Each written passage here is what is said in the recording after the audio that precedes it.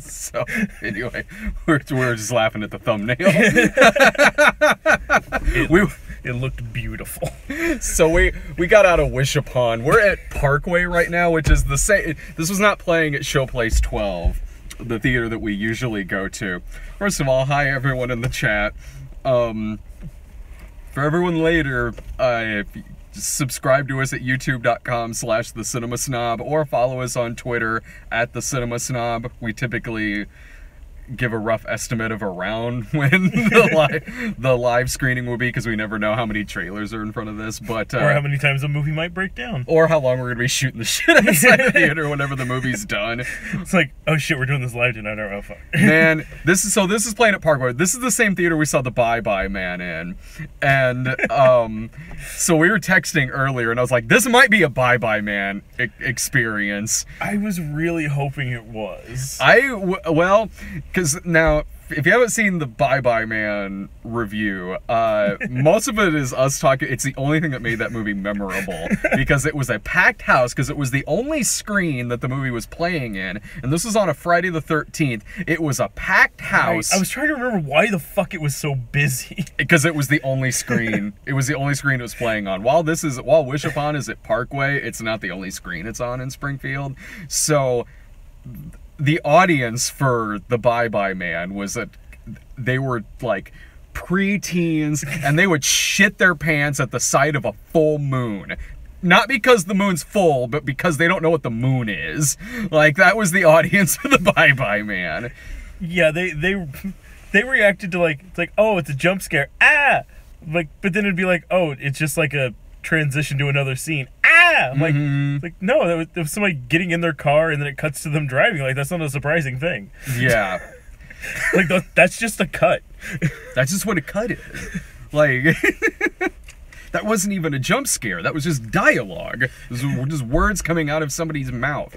So the theater wasn't that full at this, but it was mostly 10-year-olds in there. Which was weird, and that's not even being like, it's like, oh, we're old, so they looked like, I don't know, 10. Like, no, they were legitimately like children.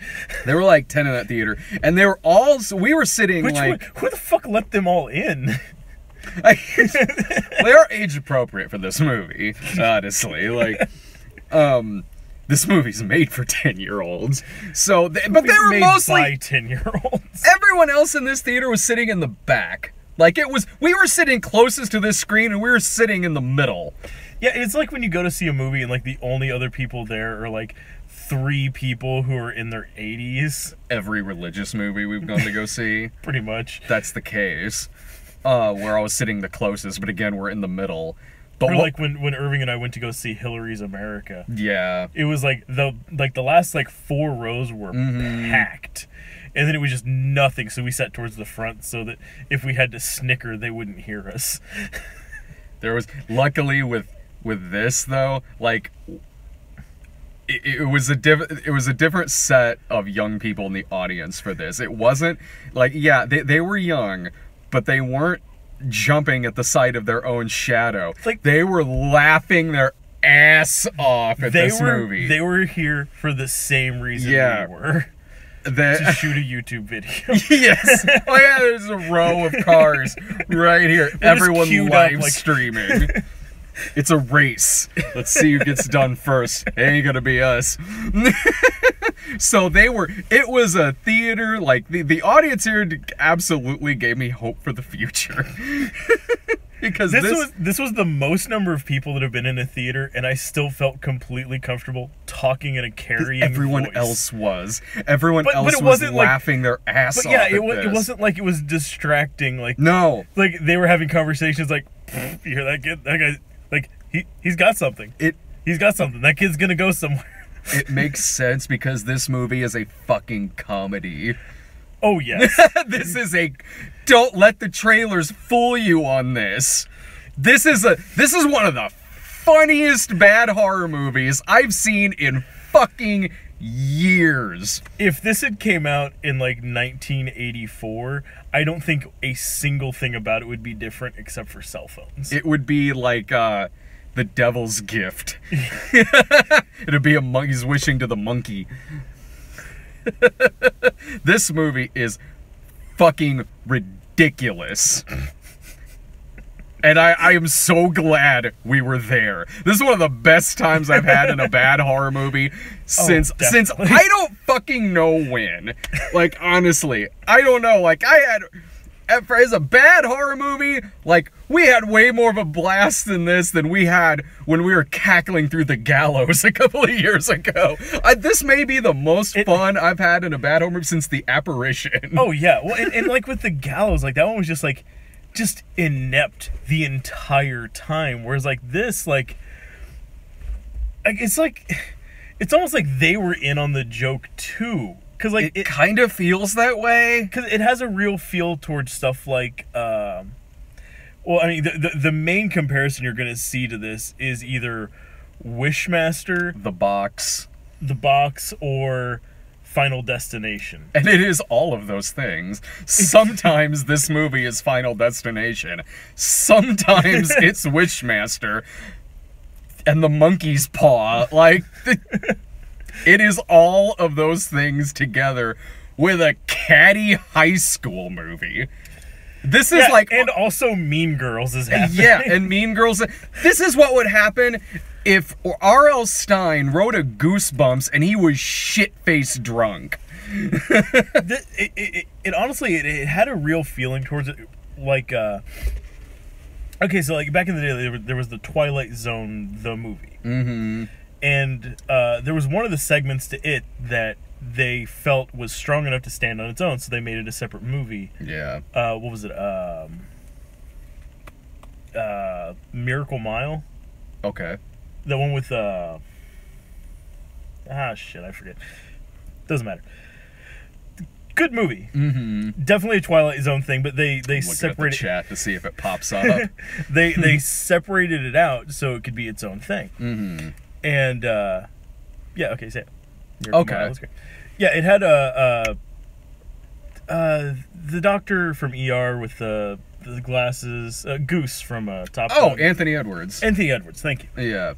Yeah, fucking great movie. I like it. This felt like they were making Creep Show, and they're like, fuck.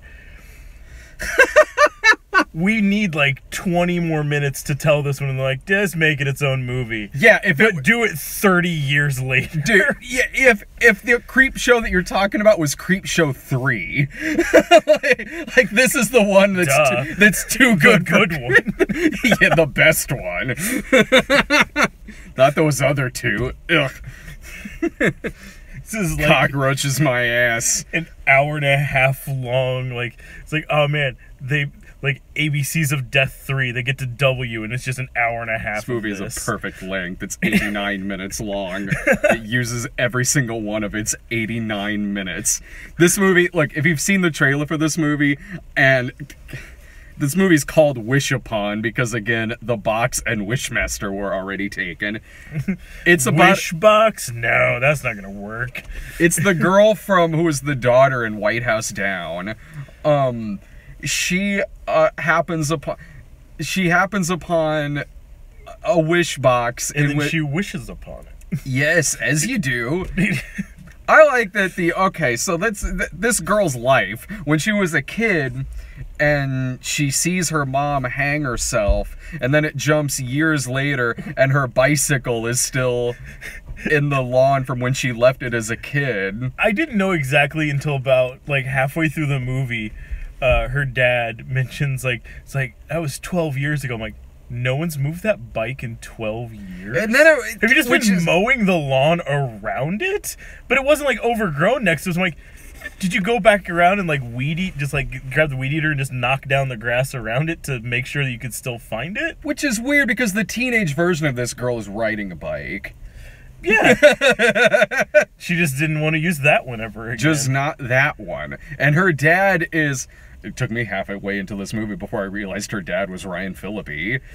Don't feel bad. It took me until the end of the movie to realize that her mom was Elizabeth Rom from really? Law and Order. Oh, yeah, okay. Yeah, did not realize that was her. I'm like, I said the whole time, like, God damn it, she looks fucking familiar, but I cannot place her. Yeah, for whatever reason, this movie is just made up of people who apparently just weren't doing anything right now. Yeah. Her parents are Elizabeth Rom and Ryan Philippe. They have the same agent as Faye Dunaway, apparently, who put her in the Bye-Bye Man. Right? Right across the street, their next door neighbor is Sherilyn Fenn's in this. Jerry O'Connell shows up as like a flashback to events that we don't know about. For a sequence that I'm sure was much longer originally, because it's Jerry O'Connell, who has no lines, doesn't come into it until 70 minutes into this 89 movie. I feel like that was originally the cold open for the film. I'll bet. Yeah. I'll bet it was. Like, his story was probably the first 5 minutes of this movie, like the beginning of the Bye-Bye Man. It's seriously like, Bill Pullman was in The Grudge and had more lines in that movie than Jerry O'Connell in this film. This is made by people who you recognize? This is made starring people you recognize who apparently have the shittiest agents now. Or the best agents, because I'm recommending this. I am recommending you see this bullshit in theaters. Spoiler, so you don't have to wait till we get to the fucking end of this. We are recommending this. We are recommending that you see this on a double feature at a theater that is showing The Book of Henry and this movie, because you'll have an amazing fucking night. You will fucking remember that shit for years. She gets these wishes, and instantly... Oh, well, first we find out that her dad and his friend are scavengers who go dumpster diving all the time. That's where they find the wish box. I like that her dad is basically Robert Patrick from Striptease, only he's not stealing wheelchairs. Yeah, fuck yeah, basically. So, there's the mean girl. What... I did kind of like the whole thing with the main girl and the mean girl in the movie, because I kind of like that instantly the main character didn't take shit from the mean girl, like gets up and instantly fights her and slaps her and insults her. I did kind of like that. Yeah, their dynamic from like the first time we meet them is pretty much like they're at the point where like every other like teen movie like that, like that's like the climax where they finally stand up to like their bully or something like that. Like that's just where this one starts. Like, yeah. Like apparently, I don't know, maybe that was cut out with fucking Jerry O'Connell's part. Like we can't have all the scenes where we're going to school every day just to get shit on by these people. Let's just skip right to her being like, you know what? Fuck you, bitch, and slapping her in the face. I enjoyed that. That was actually kind of refreshing. Her first wish, and this is what you see in the trailer, is that she wishes for the mean girl to rot, which then she does in this amazing sequence. Super weird phrasing. Yeah. Like the kind of phrasing they had that in their effects budget. Yeah, it's like the kind of phrasing that's like, it's like, well, we need something to happen where she's falling apart. Like, how can we PG-13? How can we work that in there? Like, I wish she would just rot. It's like, who fucking says that? Yeah. It's such a weird thing. And it's this sequence, and when you see the full sequence in the movie, it's great, because the mean girl has a sassy gay best friend who's always, oh honey, and always on his Instagram. I am not kidding. He's auditioning for the role of young Meshach Taylor. Yeah. Except Hollywood had way more dimensions to him than this character does. I'm not even kidding. When it shows the morning that the girl rots, her two friends, gay best friend and other friend, are sleeping over. I'm not kidding, gay best friend is sleeping in the closet. That happens. And then when she realizes that it's about the subtlety. Yeah, this movie's all about the subtlety. So when she realizes she starts rotting, like her foot's coming off, looks like she's just got frostbite everywhere. She looks like she's from Cabin Fever, like PG-13 Cabin Fever. It's like, oh, we can't do the part where stuff falls off, so it's just turning black. Gay best friend's first instinct is to take out his phone and either start live streaming it or Instagramming it. Later, they see the pictures of her on Instagram, so I guess he uploaded it. And then the next day... Good friend. Oh, yeah. Great guy. The next day, him and Mean Girl's friend are taking a collection fund for, and our main character, who I can't even remember the main character's name. Claire? Claire, okay. Claire and her two friends, they're like, no, we're not donating to that. And gay best friend is like, oh gosh, how could you be so mean? I'm like, motherfucker, you took her picture and put it on Instagram. Well, and you are like two of the three people that relentlessly torment these three. Yeah. Oh, by the way, the three most unpopular people in this school are the main character, Barb from Stranger Things, playing Barb from Stranger Things. Yeah, exactly. Just in the present. This Jesus is Christ, like her wardrobe was practically the same. Thanks, Styles coming back around. This movie is if Stranger Things was a Fox series, and it was from the creator of The Following. That's exactly what this fucking movie is. The ST. Or Kevin Williamson created The Following. That's what this... Ryan Phillippe's in it, so... There's your connective tissue. Yeah. So, I love the schadenfreude the friends have about the girl who's rotted. God, they're like, it's like, I heard that, like, she's definitely gonna lose some toes, maybe part of her leg, definitely part of her face. And at first I was like, damn, bitch. But then I was like, schadenfreude is a word for a reason. I guess I kind of get it. It's like, wow, that's harsh. She's like, what? It's like, I'm not happy about this. I'm fucking ecstatic. Fuck, that is literally the line. I'm fucking ecstatic. Like, she is so jazzed that this girl is going to be horribly, horribly scarred by this. Physically and mentally. Because, I mean, she is a shitty person, but like, god damn. That's our heroes, ladies and gentlemen. At the same time, I was thinking about some people I've known over 35 years, and I was like, yeah, okay, I get it, I guess. But again, it's like, yeah, they are our heroes in this movie, relishing in the fact that this girl is rotting like a piece of moldy fruit. But every time a wish is made, there's a catch. Yeah, the final destination happens. Like when you make a wish, it kills somebody. Again, like Final Destination, Sherilyn Fenn is... Oh, Jesus Christ. Sherilyn Fenn fell into like a murderous Rube Goldberg machine. Yeah. It was actually not a bad sequence. Like, it was half effective, half fucking ridiculous, because her hand is going in this garbage disposal because she's feeling around for something. Yeah, meanwhile, like her scraping noise when she's using it. Meanwhile, like, her waist is about to hit the button. Why the fuck you would put the button there on a fucking garbage disposal? I have no fucking idea. And it's not like a normal, like, flip up and down, like, toggle switch. It's one of those, like, just, like, tilt press buttons.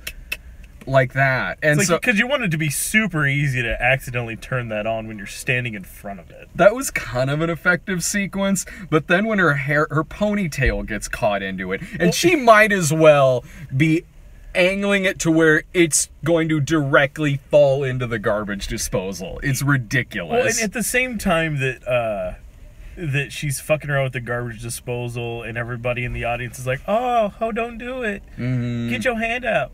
Like, behind her, she's also cooking, and it starts overfilling the pot. Yeah. And puts out the flame, so then there's just gas spewing out. It's like, oh, maybe she's gonna blow up. Reaches over, turns off the gas, like, oh, thank God. Reaches her hand back in the thing. I'm like, fucking, But yeah, then it's like she goes out of her way to, like, get her ponytail into the sink and then lean into it. It's like, I mean, this is just your own fault. Well, later on, they, like, cut back and forth between Ryan Phillippe and one of Claire's friends. Ryan Phillippe is changing a tire, loses the nut, crawls under the car to try to get it, and he has to crawl so far underneath this car that he is under it at least up to his, like, well, past his waist. Like, at that point, like, like it's like a BMW. Like it's not really a wide-bodied car. Like just walk around to the other side. It's probably just laying under the passenger door. And it goes from there too, because the spare tire rolls away. A car hits it. He dodges this flying spare tire coming towards his head. This is happening simultaneously to one of Claire's friends stuck in an elevator. You know one of them is going to die. It was kind of effective, honestly. It was dumb as shit because Ryan Phillippe, like Cheryl and Fenn, is almost asking to be killed in this scene, only he's not. And that wasn't even all of it. Like it starts off like he's like his car gets a flat tire. He almost goes off the road and dies, but he doesn't. Yeah. He gets out and starts to change it, and then two people like the fucking final race scene from Tokyo Drift happens past him. Yeah. As these two sports cars just drifting around this curve that he's on, almost wipe him out. Dodges that one. Whoo! Then the lug nut falls off and goes under the car. And while he's under there, he keeps, like, nudging the jack with his leg like it's about to fall and crush him. Gets out of that one. Hits the tire. It flies at him. Dodges that one. Like, fucking hell. And then we find out that the box was going to kill the other girl, so Ryan Phillippe's character is he's just clumsy. Yeah, he's just unlucky. Like, I was waiting for, like, the poetic justice of, like, oh, we cast Ryan Phillippe. Wouldn't it be hilarious if he got run down by somebody? Like, like drunk kids driving by. They didn't even go for that one. Maybe that's what that was kind of referencing, those speeding cars coming out of nowhere. That wouldn't surprise me a little bit, I guess, if that's a reference to the classic film I Know What You Did Last Summer. The other wishes are fucking amazing in this too, because speaking of Ryan Phillippe, at one point she wishes for her dead relative to leave her everything in his will, and he does, so they start living in his mansion. But Ryan Phillippe and his friends still go dumpster diving, which embarrasses her because they do it like across from her school. So she then wishes that her dad is less of an embarrassment. And before this, he looks kind of like Roy from The Office. He's just got this scraggly facial hair and is just wearing some dirty clothes. Once she wishes this, suddenly he turns into like Glenn Fry from the One You Love music video. He's playing sweet saxophone. It's just clean shave. Yeah. He's wearing like fucking like Armani Exchange shit, like just decked out. It's like Barb is watching and the girls are watching him like, I can't lie, your dad is so hot. But then 2 scenes later, there's a scene that was obviously meant to take place earlier because it shows Ryan Phillippe and he still has his like scraggly ass beard. Well, to be fair, that scene was shot at night. So I wasn't supposed to notice. Well, I was just thinking, like, well, I mean, you wake up and you got like that, like, I got that shadow in the morning. Maybe every night he grows it a full beard. It just grows up. Yeah. Like me. Like, I shaved this morning. This is new growth. Had a long day.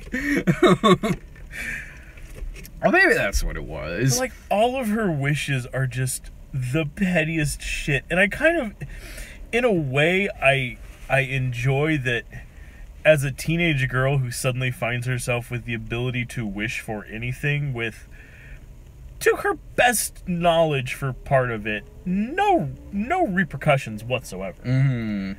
So it's like, yeah, it's like her wishes are just dumb shit like, I wish to be the most popular girl in school. Yeah, wishes for, like, their rich relative to leave all their money to her. She wishes for, like, the cute boy in school to be madly in love with her. Real quick, because that deserves a whole other conversation. Like, that is, bar none, my favorite part of this movie. But, yeah, like, for the first... She gets 7 wishes, and for the first few... She doesn't really know that it comes at a cost, but even when she does, she doesn't give a shit. She still uses it. I'll get back to that when we get to the ending of this fucking movie, but holy shit, that boyfriend is my favorite character in this movie. That was my favorite plot. That was my favorite character in this. That was my favorite performance. That guy was amazing. She wishes for the good-looking guy at the high school where everyone's like 27 to fall madly in love with her. And he does. Instantly, he's at her locker, like flirting with her, smiley and all that. He breaks up with his girlfriend in the hall. In front of her. And then just turns around like, so, you want to go out? So you want to go out, huh? And he says to his former girlfriend, like, look, I can't be with someone I don't really like all that much. So suddenly he's with the main girl in this movie. And there'll be parts in montages that aren't really about those two. It's just montages of a bunch of different things going on. But she'll be at the lunch table eating, and he'll just be like sitting there like staring at her, smiling. Like you might as well see cartoon hearts above his head. But then her two friends, Barb and the other girl, are like, oh, can you believe this? And I'm like, why do this is after she made the wish that she's the most popular girl in school. I guess that wish didn't work on Barb and the other girl. They were immune to the one where she becomes likable. Maybe it's because they already liked her. It's like when you see in movies where the butterfly effect happens to everyone but our main character. Which actually, that kind of happens in this movie. That happens later on in the movie where I don't want to spoil the whole thing, but okay, with this guy, again, my favorite part of this fucking movie is this fucking guy. It's one of the few times that the movie kind of leans into like monkey paw territory where it's all a matter of phrasing. Yeah. Because like I honestly expected it to go more in like a monkey paw direction with stuff where it's like you know, because like in stuff like that it's like, oh, I wish I was rich, and it's like your lawyer just called, you inherited a large sum of money, like that's amazing, yeah, from your husband's insurance policy, he's dead. It's like, no. Yeah. But in this one, like, he already had, like, her rich relative was already dead, and then she's like, huh, I wish all his money went to me. Well, he died because of the... Yeah, he died because of one of her wishes anyway. Yeah, he cracked his head open. He didn't just crack his head open in the bathtub. He lived through that, sat up, and the fucking nozzle got him in the front of his head. He fucking Three Stooged himself to death. Man. It was just... Idiots. It was like if, like, you were watching, like, the Dick Van Dyke Show, but he died. Yeah, dude, this is... What happens in this is how everyone at the Bye Bye Man screening are gonna end up dying. Changing a tire and somehow the spare decapitates them. I got out of the shower and it hit my head on the toilet. I don't even know how that happened. Dead. So... When the guy and the girl are making out in his car, at first I thought, like, is this gonna get, like, date rapey a little bit or something? No, it doesn't. What happens is amazing, because she looks through his phone and realizes he's been stalking her. Like, there's just... like, once or twice in the movie, like, she thinks she keeps seeing, like, somebody outside her place. But it never, like, catches up with them or anything. Yeah. So it's just like a dangling thread that's out there. And, yeah, like, she's just like, oh, well, let me see your phone, and just starts flipping through his pictures. It's like, there's a lot of pictures of me in here. She's like, oh, you're cute. You're just so cute. I just gotta take your picture. Even when you're sleeping. He flips over. It's her sleeping. So he's been breaking into her house, taking pictures of her when she's asleep, stealing her clothes. He's like, God, you're just so gorgeous when you sleep. It's like, are you mad at me? She's like, yeah, I'm mad. Like, you're so fucking hot when you're mad. And then she breaks up with him, and he becomes a stalker. Like, he's constantly leaving messages like, where are you? I can't live without you. I love you. She breaks up with him, and he turns into fucking Wahlberg from Fear. Yeah. I was expecting to just be outside. Yeah, like, there's 15 minutes of this movie in a subplot that's the movie Fear. And he breaks into her house later with a knife and opens his own wrists. It's so good. It's like, I don't want to live without you. And I wouldn't want you to live without me. She's like, I'm still broken up with you. He's like, this is for you. It's like, the fuck? And yet she still continues to make more wishes. Because, man, this character sucks. It's like, I get it, like, with this kind of movie, it can't be about a main character who's going to wish for world peace or to cure cancer or anything like that. They kind of point that out in the movie. But a movie like this can't... It's got to be about a main character who's going to make some wishes like this.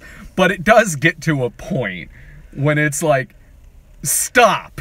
Stop wishing on this thing! Yeah, even, like I said, like, even when she does find out halfway through her wishes that, oh, people are dying because of this. Mm-hmm. And she already knows that people have been dying around her vicinity since she's been messing with this thing. Yeah. Like, suddenly it's like, oh, yeah, but I want to be the most popular girl at school. Which, again, counts for everyone except for her two friends. Sure. And they literally tell this girl what will happen when she makes all of the wishes. And she finds out about this from the Chinese student's cousin, who is just really good at searching for things on the internet. And then I'm just kind of super curious too, and maybe, I don't know, maybe it's a thing that's like, I grew up in a small farm town. Mm-hmm. Public school there, you still had to take a foreign language. They offered French and Spanish. Mm-hmm. Like, the next town over, very, very heavy, like, traditional, like, German community. They offered, like, Spanish and German. Ours was Spanish and German. I know, like, some of the areas, like, a little bit north of where I grew up, like, they also offer, like, you know, like, Pennsylvania Dutch and stuff like that, because it's a big Amish community up north from where I'm from. My friend Trish was a French teacher out at Southeast here in Springfield way back when. This movie takes place somewhere in Ohio. I don't know where. I don't think they ever said where it is. I didn't even know it was Ohio. I just saw from, like, all the license plates. And it seems like just a normal-sized public school in the Midwest, and everyone in the school is taking, like, traditional, like, Mandarin Chinese. I don't know. I don't know how common that is. That just seemed like a weird, like, are there huge, like, cause I know in, like, certain areas, it's like, oh, there's a large Spanish-speaking community around here. Like, the schools offer Spanish. Mm. You know, it's like, oh, if like, it's a fucking requirement in some areas, like, up north, like, you pretty much have to know French, you know, with the proximity to, like, French Canada.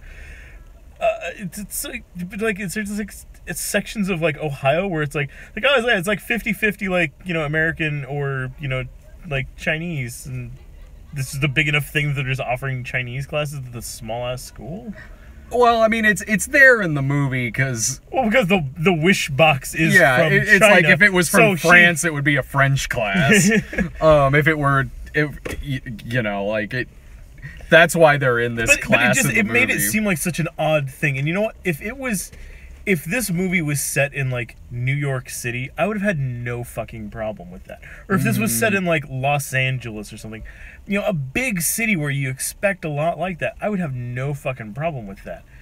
But it's unless you live in the... I'm kind of keeping an eye on the chat. Like, unless you live in the cities, they probably aren't teaching Mandarin. Unless you're in, like, a Chinese club or something. Yeah, and from the look of that school, there was one Chinese kid. There's only one. There is a token Chinese kid, and that's fucking it. Oh, I do love when she said to him. And he's taking the Chinese class too. So even his family doesn't speak it. Why? Or he just needed an easy A. Which even the teacher for that class mentions, like, it's like, oh, well, this is really old Chinese, like a dialect that we don't use. Like, you'd have to take it to someone who knows more, like, than a public school teacher. I loved when she not shitting on public school teachers or anything. When she asked him, like, what does your cousin need for this, for helping me to translate this? And he goes like, I'll just get her some wontons. It's like, my cousin can help you, but at a price. It's like, okay, how much? It's like, wontons. It's like, oh. I thought you meant like money. She is rich at this point in the movie. I think she'd gotten her big house at this point. But this character tells her everything that will happen once the wishes are made. Either she learns it from her or somewhere else in the movie, but eventually in this movie she is specifically told about, like, the blood price and what will happen when all of your wishes are done. She's also told that if you just get rid of it, your wishes will be undone. So when it gets to the... Which is kind of halfway true. Yeah, a bit halfway true. Instead of simply getting rid of it at the end of the movie, when she has one wish left, she wishes for everything to go back to the day that she found the box so she could stop her dad from finding it. Motherfucker, that is technically a wish. You technically made a wish. This is technically your last one. You fucking idiot. You know what's going to happen. Like, yeah, okay, you wish that you didn't find the box, and then she goes and she gets the box, and she goes to the Chinese kid and asks him to bury it. But that is still technically a wish. You still gave up your soul. You know what's going to... Didn't you see the Jerry O'Connell flashback? So guess what happens at the end of this fucking film? It would be like if you watched Drag Me to Hell, and they said to her, like, if you deny this gypsy money, you're gonna end up going to hell. But she still denied the gypsy money anyway. It's like, look, I don't make the rules. It's the bank. You have terrible credit. I'm sorry. God. And then we get these ending credits that are, like, for whatever reason, the weirdest James Bond movie credits for a movie like this. Yeah, it was like... They got to the end and was like, oh, we made a song specifically for the movie. Mm-hmm. And I don't know, I remember seeing a lot of, like, Tool music videos back when I was a kid, so let's just do a bunch of weird, like, imagery, and... This song was ridiculous because it's the word, be careful what you wish for, but the music in it is a sound-alike for Martika's Toy Soldiers. That was odd. And with all this random imagery with... That had, like, seemingly something to do with the movie, but at the same time, nothing. But absolutely not. Like, it's got these druids walking around the box that look like the devil worshippers from Robin Hood, Prince of Thieves. It's suddenly animal bones laying around. Then the thing is full of worms. There's cockroaches all over the place. What? And then I understood why it was there. Because... If the ending credits weren't like this, we would have gotten up and left. But we didn't, because suddenly it's like worm version of the opening credits of the girl with the dragon tattoo happening. But then because we stayed, there is a mid-credit sequence, which we would have missed if it weren't for the batshit ending credits. Because there's not one thing about this movie that made me think, oh, they're going to have like a mid-credit or a post-credit scene to bait us into the one for next year. I hope to God there's another one of these. Oh, as we were getting up, I leaned over to Letty. I'm like, I cannot wait for there to be 5 more of these. I want that so bad. I want this to be a new, like, yearly thing. Like, bring Saw back and bring fucking Wish Upon back. We got 4 Wishmaster movies. There can be 4 of these. It was easy for him to make foot. They didn't get Andrew Divoff after the second one. That's okay. We'll replace him with Jason Connery. And then in the fourth one, it was, what's his name from Battlestar Galactica? Oh, yeah. Fuck. Yeah, I'm blanking on his name, too. Wasn't he just in, like, the Bye Bye Man? He was in the Bye Bye Man. Yeah. See? Yeah. Have him play the box. If the script is so bad, they couldn't even get the box back for it. Sorry, it's got too powerful of an agent. It's got a way better agent than Faye Dunaway and Ryan Phillippe, apparently. Man. And I just love, too, that the music box in this, they made sure that it was a spectacle. Yeah. Like they tried chaining its mouth shut at one point. Well, but the fact that with something like with the box, it was just a small box. Yeah. Or like the fucking like Hellraiser movies. It's just a small, like this big size, like just little puzzle box. This thing is fucking gigantic. But looks like it's lighter than they're telling us it is. Yeah, I mean it's this giant like hardwood box with all kinds of like gears and machinery in it, because it's also like this giant music box. Yeah. But and I don't know, maybe traditional Chinese music boxes from the 1920s or whenever they said it was built was, you know, maybe they are that size. I don't fucking know, but it's just preposterously big, especially because the main character, Joey King, is kind of a petite-sized girl. So she's like, it's like, no, I need this, and she's holding on to it like this. It's like it becomes like, a drug doer. Like, you made it too big if she has to wrap both arms around it, and she still can't hold it tightly. And somehow gets it away from Barb and pushes her down the stairs. Like, there's a point in this movie where the box kind of becomes a drug tour. Like, briefly. Not enough for it to make sense. Like she loses it for like one day, and it's like when she sees like, I need it. Yeah. Like you were 5 minutes ago, you were trying to get rid of this by setting it on fire and then trying to get it with a sledgehammer.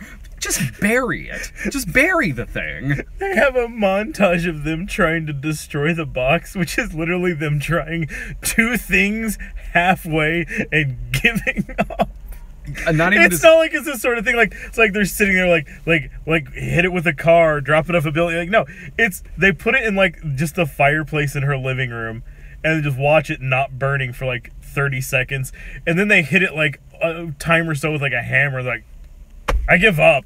Well, and that was like that needed a montage. That was one of several montages in this movie. There's one. This movie has a clothes changing montage, but for 2 minutes it turns into the Sex and the City movie. There's a clothes changing montage. Fashion show. The girls fashion is in show, the fashion show at lunch. Fashion show. Fashion show. God. Like, so again, if you find a movie theater that is showing this and the Book of Henry, you are gonna have a great time. You're gonna have a real weird day, but a great time. Yeah. You won't know which one to talk about more, honestly. And you won't know which one is the funniest. Because goddamn, this movie was funny. It was so goddamn funny. Book of Henry was more ambitious than this. But oddly enough, both of them had some real acting talent behind them, just doing nothing. But Book of Henry thought it was doing something. Oh, I thought it was doing so many things. There are... We saw War for the Planet of the Apes last night, which is a great movie. Easily, it's going to be on my best of at the end of the year. Now, if you go out to the theater this weekend to see a good movie, and you see Wish Upon over War of the Planet of the Apes, you're an ass. But if you go see this like we did, and like the rest of the audience did, to get a movie that is funnier than most fucking comedies that have been out this year. This is 1,000,000 times funnier than The House that Allison and I were at a couple of weeks ago. It's like, I wanted this to be terrible, and it was everything and more. It was so much more. This movie was so more. Like, this was a million times funnier than the Bye Bye Man. The Bye Bye Man was mainly funny because of the audience. This one, we didn't have the rowdy audience that Bye Bye Man had, but I'm gonna remember this. Oh yeah. So, I am saying, see this in the theater with the right audience. Get out there, fill some seats, spend money on this. Help them make back their $1 million, which this might have cost. I think this is a Blumhouse movie. Yeah, all the trailers were like Blumhouse. The trailers were all Blumhouse stuff. Because one of them was that slasher movie Groundhog Day coming out. I just saw teen romance Groundhog Day with Before I Wake or whatever the fuck it was called a couple of months ago. Now we get slasher movie version Groundhog Day. The name of the movie is Happy Death Day, and the mask is like the dumbest slasher movie mask I've seen since Smiley. If they tried making a slasher movie mask out of Bob's Big Boy, that's what the mask is in this. This for me, like, this one definitely one-ups, like, the mask from, what was it, Valentine? Oh, yeah. The Cupid mask. Uh-huh. I mean, the mask of the killer in this makes it look like it's supposed to be, like, a spoof movie, but it's not. It's not. The mask in this looks like Baby Herman. Not like when he's cussing and smoking a cigar, but in, like, the Maroon cartoons, when he's like acting like a baby. Yeah, it's like a Cupid doll or something like that. It's like... But they're playing it straight. Like, there are horrific murders happening in the trailer. Mm-hmm. It would be... I kind of can't wait for that movie. And it is coming out on a Friday the 13th, so I hope to God it's the same audience as Bye Bye Man. Look up Happy Death Day. It looks fucking ridiculous. It's like if like that joke that they have in Baby Driver. With, like, the Michael Myers mask. Yeah. It'd be like if you were watching Halloween and Michael Myers was actually wearing a Mike Myers mask. And if one of the characters from a not even one of the main slasher movies, like the Friday the 13th or the Halloweens, more like something like Happy Birthday to Me. Something like that from... well, thanks for the donation, Familiar Faces channel.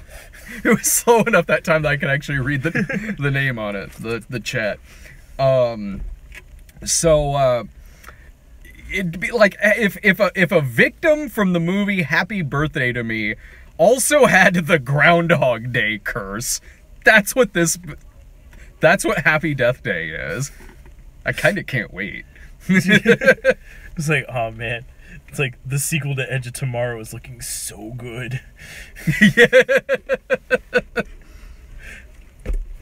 One that they should make a sequel. I would watch the fuck out of if they did another Edge of Tomorrow. I think they are.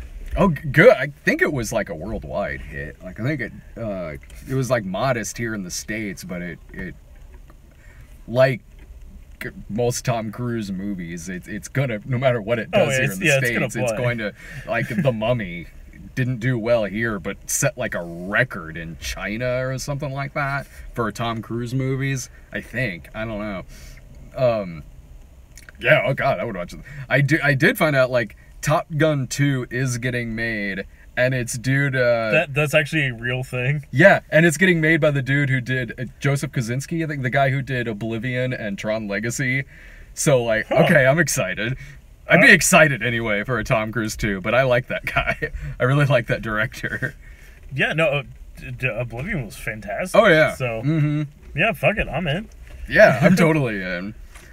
So, final thoughts about Wish Upon. Oh my god. Go watch it now. Like, this is happening live. Like, go. Like, there's still fucking time. Like, wherever you're at, like, there's time to get to the fucking theater and watch this right now. It is a gold mine of bad horror movies. You are going to have the time of your fucking life at this bullshit of a movie. This is what we need more of. We need more. Like, I'm done with these mediocre, like, spooky ghost, ones. Like The Darkness. Yes. I love a good bad found footage movie, I'm always going to be down for that. But give me some more of this. Like I want more good movies like the fucking Conjuring and shit like that, and I want more just incredibly bad movies like this. Yeah. That's why I agree. That's why I'm looking forward to the new Saw movie this fall, because it's gonna be one or the other. It's either gonna bring it back in a cool way, or it's just gonna pick up where they left off and be terrible. Yeah. Either one, I am 100% down for. I completely agree. Fuck bad horror movies like Rings. You want this kind of bad horror movie. Yes. This shit right here. Okay, next week is Valerian and the Dunkirk. That's coming out next week. So those movies are coming out. So go see War for the Planet of the Apes and go see this. Yes. For different reasons. See Wish Upon quickly though, because if some other big movies are coming out like next week, this one is not going to have a long shelf life. It might not be out that long. I don't know. Who knows? All right. See ya. Thanks for watching.